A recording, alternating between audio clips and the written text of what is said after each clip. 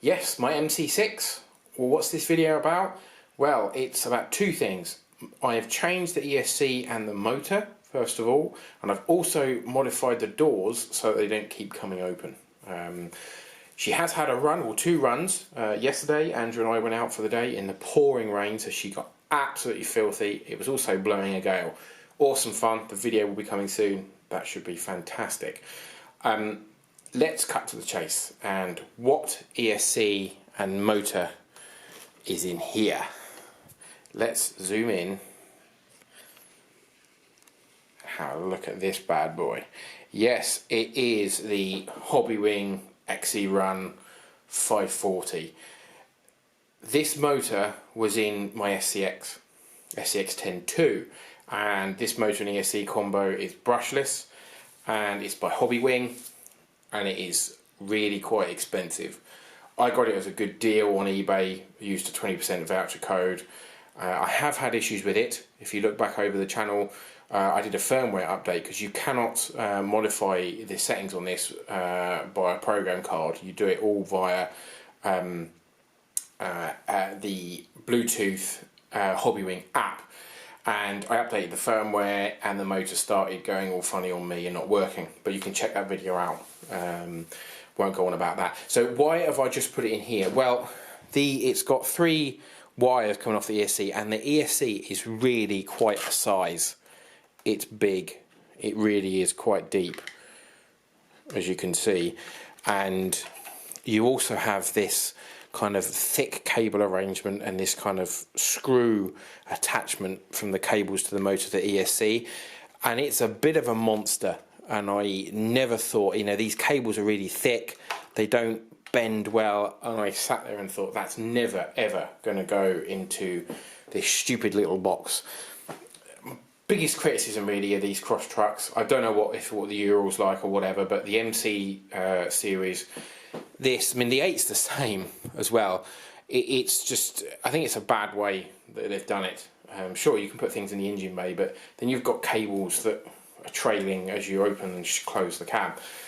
Anyway, I'm digressing slightly. So it did fit. I've just had a week off and I played around with it. Getting the motor in was a bit of an issue in getting the right mesh, because the motor wires had to be this way, because otherwise the cab wouldn't shut properly. So that was a problem. I had to strip the gearbox down and do it with the front gearbox plate off. But this motor is 1800 kV, and I was never sure when I bought it really, because that was the only one available, what that equated to in terms of turns, and I haven't really found out, to be honest. I'm used to kV in quad motors and plane motors and things, but not transferring the two. So the Saturday was the run for this, and it performed brilliantly. I had a Torquemaster Pro in here, 45 turn, and it was really noisy, that motor. Holmes Hobbies motors are great, but it's really noisy. So I've sold that to Andrew because he wanted it, and this is brilliant. It's got lots of torque. You get a good bit of torque twist. She pulls up hills, no problem. The run we did yesterday was a good test of that. She's really silent, and I think this ESC and motor has got the best downhill control of any of the ESC that I've tried. Normally we use a 1080. Andrew's got a Sidewinder 3 and a Sidewinder 4. His Sidewinder 4 is in the MC8, and that is with a revolver brushless motor, and it's good, but it's not quite as good as this, as we found out on Saturday.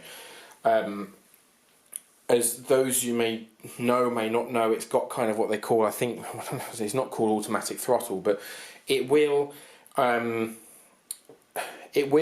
of increase the throttle for you as you go up a hill, so you don't have to keep triggering all the time and adding more pressure to the throttle.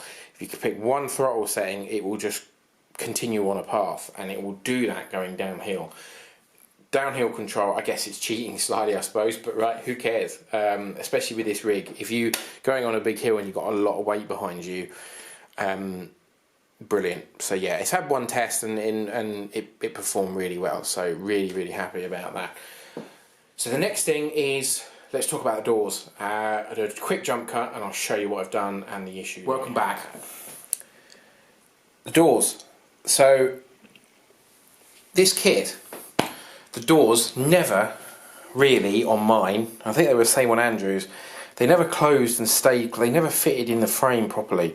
That's probably due to the fact that, you know, you paint them how they're hung, because they're hung on these quite nice hinges here, and the holes are pre-drilled, so you put them on and that's it. The doors never fitted properly, they never closed properly, and they never opened properly. Like the spring on the door was fine, but it's actually the closing them and keeping them closed. Now for me that's got worse since they've been painted again. Nothing to do with the paint job, it's just that, you know, the doors coming on and off and moving things around. I played with the hinges here, loosening them, tightening them, because that dictates how tight you have these screws, dictates how, I can't get the doors open now, how freely they swing. So my plan, I was running out of ideas because these just kept popping open. So every time the truck went over a bump, it just popped open both sides. So a bit of tape here, some really strong thin magnets in here, taped against the seat. Now this doesn't look too bad because it looks like it's a bit of a rip seat. I mean, you don't really see this when the door's closed, and the other magnet is in the inside of this door. So what it does mean, they close and they stay closed. There's a bit of a gap there, they don't fit perfectly, and I've tried to, doesn't sit properly, but they stay closed. That's better than every time I was driving along they just kept popping open, so that's good. A quick jump cut, I'm going to show you the other side, because this side was a bit harder, because obviously the seat and the door on these pretty much touch, so that was quite a simple fix. The other side, not so. So yeah, we'll quick jump cut and we'll turn the truck around. Okay, so this is the driver's side, the left hand side of the truck. Had the same issue with these doors as well. Really frustrating, especially when you're trying to film and the door keeps popping open. So I use magnets, but of course we have a problem. Now that problem is the seat is a lot further back from the side of the door. So yeah, I didn't know what to do.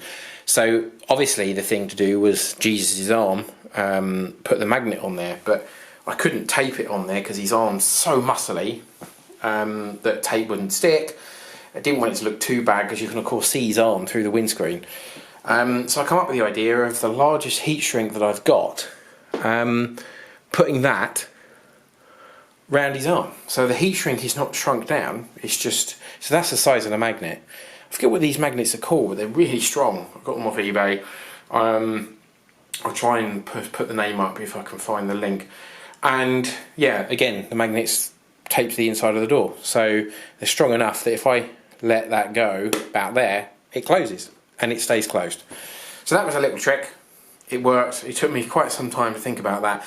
I was trying to think about getting like the battery clip and having a clip on the outside of the door, but I really wanted to avoid doing anything on the outside because that would have just looked really bad. So yeah, that's it really. I love how she looks. She's getting lots of likes on Instagram. I want to use her as much as I can. She is properly filthy. Absolutely disgusting. But she's gorgeous. So she needs a good wash really, but I haven't had time. Too busy running her, and that's the way it should be, right? She's not supposed to be spotless. So yeah, that's it for now folks. We'll catch you soon. Thanks for watching, and please like and subscribe, and yeah, take it easy. Bye for now.